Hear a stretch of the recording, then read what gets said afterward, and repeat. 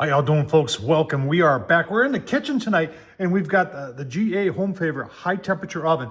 This thing's pretty cool. I did a review. I'll leave the link down below. But this thing is, as you can see, it can do pizza, steak, bake, air fry, roast, and broil. Air fryer basket. They actually give you a pizza stone, which is unusual for an air fryer, and a pizza peel. And then you've got your baking platter here, but today that's right, we're breaking out the Blackstone cast iron, and we're gonna see if we can't do cast iron seared steak on an air fryer. Yeah, let's find out. Let's get started. All right, you got your temperature set, and that's another thing I like about this thing is you got a control panel right here. It's easy to see, easy to read. And you've got, you can dial it in, and right now we're on steak, and that's the highest temp it goes right there is 550. You can see bake 320, air fries 450, which is good, I like that. Roast 430, and broil is 480, but what we want is steak. And we're just gonna take a look at the inside and show you a little bit more on the inside. And you know what? They got this high temp thing here. I wonder what that does. We're gonna play with that too and see how the high temp thing works. But let's take a look at the inside first. You know, talking about there's a lot of these air fryer / ovens and that open from the front. But look at the door on this thing. It is double insulated. It's very, very much like a traditional oven door with the gasket and everything like that. So that means it's going to hold heat well, and you can see the way it's insulated there, that it is going to hold heat well. You got the pull-out tray there, and you can see you can see the heating element down there, but it also has a heating element up there, which, gives me, makes me think that this is going to get hot. So we're going to put our cast iron in there. We're going to set it, and we're definitely going to preheat it, and we're going to take a look at our steak. You're saying, Tom, will this handle the weight of cast iron? Yes, it will. This is why I like this Blackstone, because of this handle right here.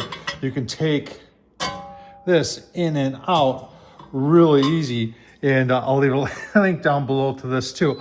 Let's get it fired up. I like the fact that it's got a temp gauge up there, and we're already at 122. Now it is preheating. You're wondering why the clock's not going down. Until it's preheated and that gets to that 550, this will stay at 8 minutes. But we're going to check. We might have to preheat a little bit more to get that cast iron. Obviously, I'm not going to put my steak on there unless that cast iron is, well, I'd like to see it at 550. I'm not goofing around. These are Chuckeye steak, and this Chuckeye cap steak is very, very good. It's like ribeye, in my opinion. It's almost better, and it's very, very cost effective. If you can find it at your local grocery store or butcher, go for it, give it a shot. A little bit of the Zanks on there. This is cottonseed oil. It's garlic infused. That's what I love about it. And then something just a little bit different. Famous Dave's, the steak and burger stuff. Oh man, so good on steak.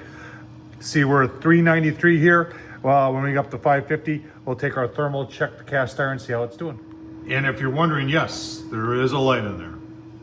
All right, it says we're at 550, and now it wants me to press start. But I want to see first how we're doing. So let's get the thermal out and check it out. All right, let's check it out. Let me use that handle there. Give you a look-see. Look at that. Well, that is gosh darn impressive. We are ready to start cooking. I'm going to push this back in and just give it a minute or two yet, just to make sure we're there. Cast iron will hold the heat, but I wasn't expecting that. I got to get myself ready to go here. Give me a minute and we'll get the steak on. All right, now I'm ready. A little bit of smoke, but that's not from this thing. That's from the cast iron. Just gonna pull that out a little bit, and then the heck of it, we'll just use our hands here.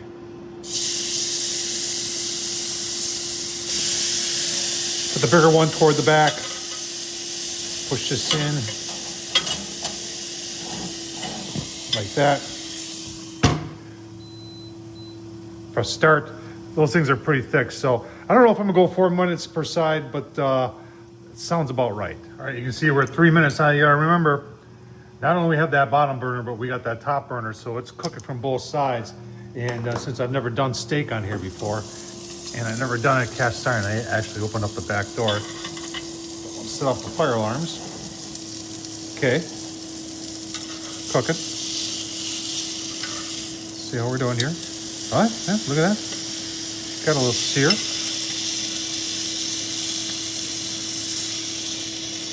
A little sear. Okay, keep on going. There, that's the way to do it right there. Okay. Keep on going, give you a look-see.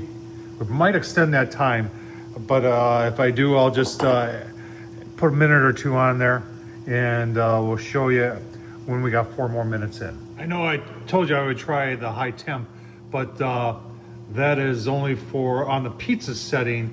If you want to do New Haven tavern style, New York or Neapolitan pizza functions. To cancel high temp, okay. Got it. All right, I did add 2 minutes to it. Next time, I think we'll try it on the pizza setting and try that high temp, because I think it gets more than 550, which would be cool. So let's just, oh heck, let's just see how we're doing here. Steam and smoke. Back door's open. That is not looking bad for inside the house.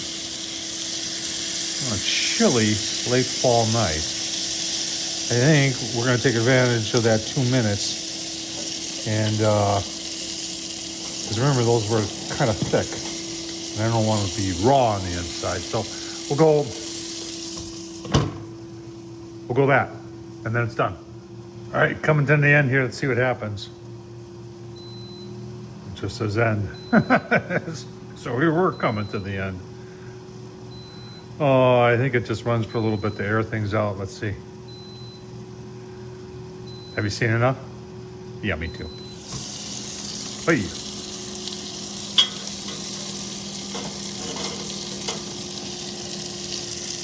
Not looking too bad. Take those out.